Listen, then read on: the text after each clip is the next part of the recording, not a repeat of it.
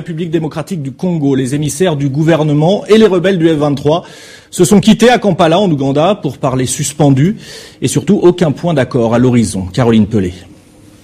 Suspension des négociations de paix intercongolaises.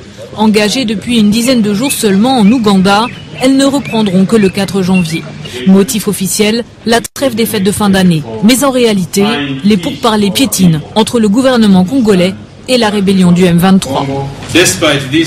En dépit de progrès substantiels, le consensus n'a pas été trouvé sur un des points de l'ordre du jour provisoire concernant le dialogue sur la sécurité. Ce point est relatif au besoin de renforcer la calmie actuelle des hostilités militaires.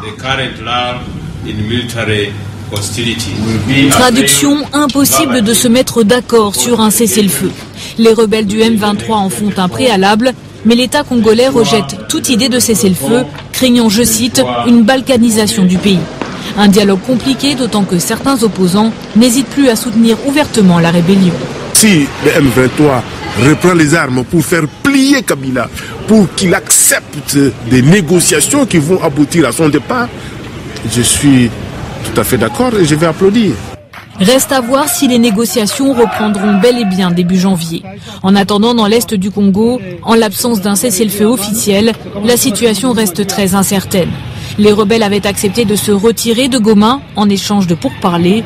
L'impasse diplomatique actuelle risque donc de relancer les combats.